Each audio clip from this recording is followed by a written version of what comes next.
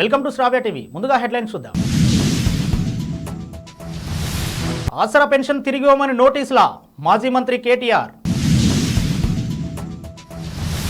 శ్రీలంకలో Asia cup free entry Sri Lanka cricket board ప్రకటన.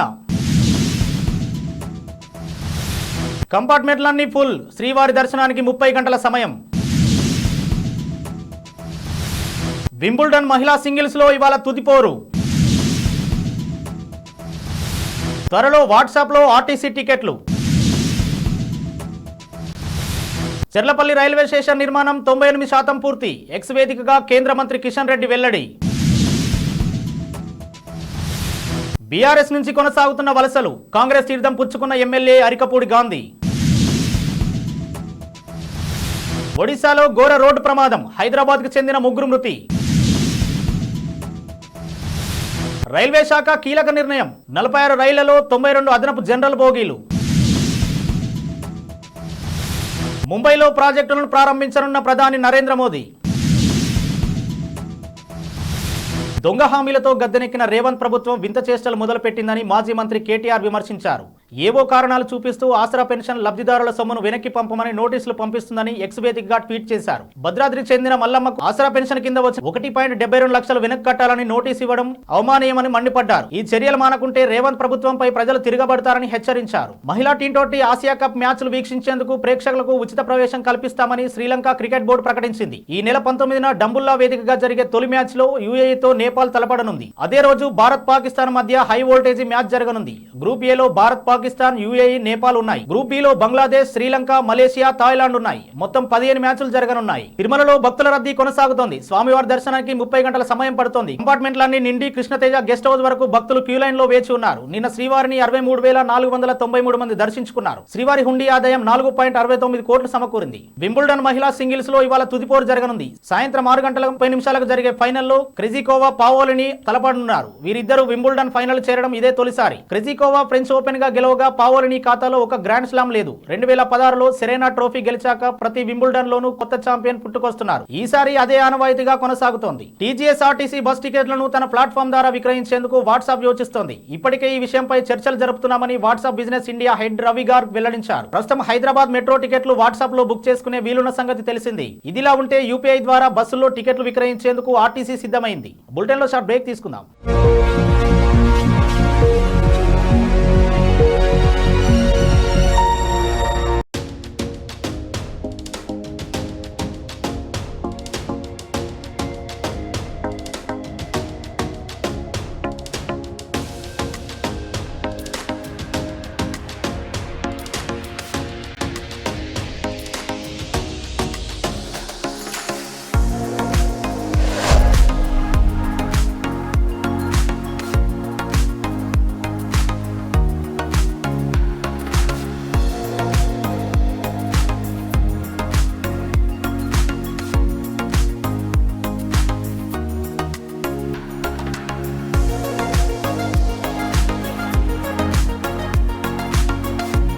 Welcome to Ramesh Dental Care. This is Dr. Ramesh, MDS, Conservative Dentist and Endodontist.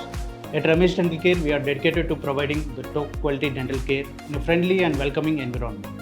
Our team of experienced dentists and staff prioritize your oral health and comfort zone above all else. Services we offer here are routine dental checkups and cleanings, fillings, crowns and bridges, root canal treatments, advanced dental implants, advanced dental laser surgeries, tooth whitening and cosmetic dentistry, orthodontic treatments including braces and invisible aligners.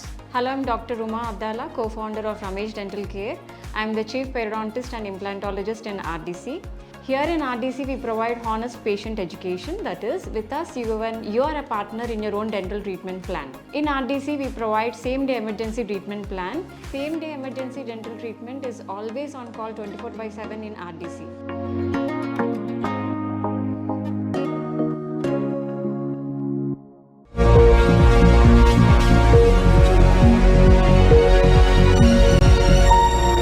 Welcome back. Cherlapalli railway station నిర్మాణం 98% పూర్తయినట్లు కేంద్ర మంత్రి కిషన్ రెడ్డి ఫోటోలను పంచుకున్నారు. హైదరాబాద్, సికింద్రాబాద్, కాచిగూడ స్టేషన్లలో రద్దీని తగ్గించేందుకు 434 కోట్లతో నిర్మితమవుతున్న ఈ టెర్మినల్ తెలంగాణలో 4వ అతిపెద్ద రైల్వే స్టేషన్ గా నిలవనుందని ఎక్స్ లో పేర్కొన్నారు. ఇది పూర్తయితే 50% ప్రయాణికులు సిటీలోకి రాకుండా అక్కడి నుంచే ఇతర ప్రాంతాలకు రాకపోకలు సాగించే అవకాశం ఉందని తెలిపారు. 10 ఏళ్ల పాటు తెలంగాణను పాలించిన బీఆర్ఎస్ కు మొన్నటి ఎన్నికల్లో ఓటమి తర్వాత వర్షాకులు తగులుతున్నాయి. ఆ పార్టీ నుంచి అధికార పార్టీలోకి వలసల ప్రవాహం కొనసాగుతోంది. పార్టీ ఎమ్మెల్యేలతో అధినేత కేసీఆర్ ప్రత్యేకంగా సమావేశమై బుజ్జగిస్తున్నప్పటికీ ఎమ్మెల్యేల వలసలకు మాత్రం అడ్డుకట్ట వేయలేకపోతున్నారు. ఇప్పటికే 8 మంది ఎమ్మెల్యేలు, 6 ఎమ్మెల్సీలు కాంగ్రెస్ తీర్థం పుచ్చుకున్నారు. నిన్న రాజేంద్రనగర్ ఎమ్మెల్యే ప్రకాష్ గౌడ్ ముఖ్యమంత్రి రేవంత్ రెడ్డి సమక్షంలో హస్తం పార్టీ కండువా కప్పుకోగా తాజాగా ఈ రోజు షేర్లింగంపల్లి ఎమ్మెల్యే అరకపూడి గాంధీ కాంగ్రెస్ లో చేరారు. రేవంత్ రెడ్డి ఆయనకు కాంగ్రెస్ కండువా కప్పి పార్టీలోకి ఆహ్వానించారు. ఆయన చేరికతో కాంగ్రెస్ లో చేరిన బీఆర్ఎస్ ఎమ్మెల్యేల సంఖ్య 9కి పెరిగింది. ఒడిశాలో జరిగిన ఘోర రోడ్డు ప్రమాదంలో హైదరాబాద్ కు చెందిన 3 మృతి చెందడం తీవ్ర విషాదాన్ని మిగిల్చింది. ఒడిశాలో బస్సు ప్రమాదం జరగగా నగరానికి చెందిన 3 మృతి చెందారు. పాతబస్తీ చత్రినాకా నుంచి తీర్థయాత్రకు 23 మంది భక్తులు వెళ్లారు. బరంపురం సమీపంలో వీరు ప్రయాణిస్తున్న ట్రావెల్స్ బస్ మరో వాహనాన్ని ఢీకొట్టింది. పోలీసులు ఘటనా స్థలానికి చేరుకుని సహాయక చర్యలు చేపట్టి క్షతగాత్రులను ఆసుపత్రికి తరలించారు. ప్యాసింజర్ రైళ్లలో బోగీల సంఖ్య తక్కువగా ఉండడంతో సామాన్య ప్రయాణికులు ఇబ్బంది పడుతున్నారు. దీనిపై ఎన్నికల సమయంలో విపక్షాలు గలమెత్తాయి. సామాన్య ప్రయాణికులను ప్రభుత్వం పట్టించుకోవడం లేదని విమర్శలు గుప్పించాయి. ఈ నేపథ్యంలో రైల్వే శాఖ కీలక నిర్ణయం తీసుకుంది. 46 ముఖ్య రైళ్లలో 92 అదనపు జనరల్ బోగీలను జోడించింది. త్వరలోనే మరో 22 రైళ్లలోనూ అదనపు బోగీలు అందుబాటులోకి తెస్తామని రైల్వే శాఖ